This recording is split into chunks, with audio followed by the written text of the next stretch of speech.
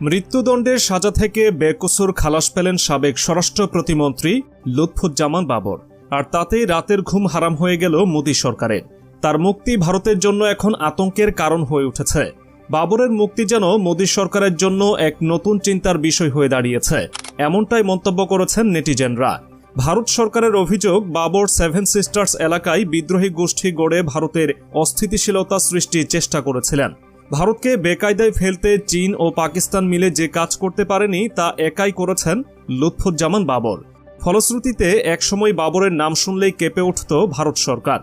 বাবরের বিরুদ্ধে ভারত সরকারের সবচেয়ে বড় অভিযোগ, তিনি 10 ট্রাক অস্ত্র, গোলাবারুদ, রকেট লঞ্চার সহ ভারতে পাঠানোর চেষ্টা করেছিলেন। ভারতের উত্তর পূর্বাঞ্চলীয় রাজ্যগুলোকে বিচ্ছিন্ন করতে চেয়েছিলেন, যা তখন ভারতের জন্য বড় আতঙ্কের বিষয় হয়ে দাঁড়িয়েছিল। তবে পরবর্তীতে সেই অস্ত্রের চালান জব্দ করা হয়। 2005 সালের 27 জানুয়ারি হবিগঞ্জে সাবেক অর্থমন্ত্রী শাহ এএমএস কিবরিয়ার ওপর গ্রেনেড হামলায় নিহত হওয়ার পর লুৎফুজ্জামান বাবর সহ কয়েকজন বিএনপি নেতা এই মামলায় আসামি হন। এরপর 2007 সালে সেনা সমর্থিত তত্ত্বাবধায়ক সরকারের সময়ে বাবরকে গ্রেপ্তার করা হয়। পরবর্তীতে আওয়ামী লীগ সরকারের আমলে 21 আগস্ট গ্রেনেড হামলা এবং চট্টগ্রামে 10 ট্রাক অস্ত্র মামলায় বাবরকে মৃত্যুদণ্ডের সাজা দেওয়া হয়। ভারতের সেই কাপুনির নাম লুৎফুজ্জামান বাবর এখন নিঃশ্বাস ফেলছেন মুক্ত আকাশে।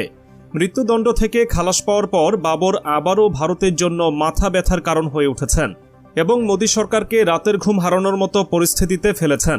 এদিকে স্বামীর মুক্তির খবরে লুৎফুজ্জামান বাবরের স্ত্রী তাহমিনা জামান মহান আল্লাহর দরবারে শুকরিয়া আদায় করে বলেন, দীর্ঘদিন অপেক্ষার পর অবশেষে ন্যায় বিচার পেয়েছে।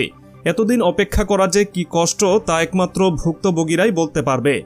আদালত আমাদের ন্যায় বিচার দিয়েছেন। তবে শুধু বাবরই নন, 21 আগস্ট গ্রেনেড হামলার মামলায় যাবজ্জীবন কারাদণ্ডপ্রাপ্ত বিএনপির ভারপ্রাপ্ত চেয়ারম্যান তারেক রহমান সহ সব আসামিকে খালাস দিয়েছেন হাইকোর্ট। তৎকালীন বিচারিক আদালতের রায় বাতিল করে রোববার বিচারপতি একেএম আসাদুজ্জামান ও বিচারপতি সৈয়দ এনায়েত হোসেনের হাইকোর্ট বেঞ্চ এই রায় ঘোষণা করেন। এর আগে 4 দিন আপিলের পর শুনানি হয়। গত 21 নভেম্বর এই মামলায় খালাস চেয়ে করা আসামির আপিল ও ডেথ রেফারেন্স শুনানি শেষ হয়। রোববার বেলা 11টার কিছু আগে শুরু হয় রায় পড়া। এরপর পৌনে 12টার দিকে রায় ঘোষণা করেন হাইকোর্ট। খালাস দেওয়া হয় সব আসামিকে। সেই সঙ্গে এই মামলাটি অবৈধ ছিল বলেও জানান আদালত। উল্লেখ্য, 1991 সালে 5ম জাতীয় সংসদ নির্বাচনে নেত্রকোনা 4 আসন থেকে স্বতন্ত্র প্রার্থী হিসেবে সংসদ সদস্য নির্বাচিত হন লুৎফুজ্জামান বাবর। পরে 1996 সালের 6ষ্ঠ এবং 2001 সালের 8ম জাতীয় সংসদ নির্বাচনে বাংলাদেশ জাতীয়তাবাদী দল বিএনপি এর প্রার্থী হিসেবে একই আসন থেকে নির্বাচিত হন।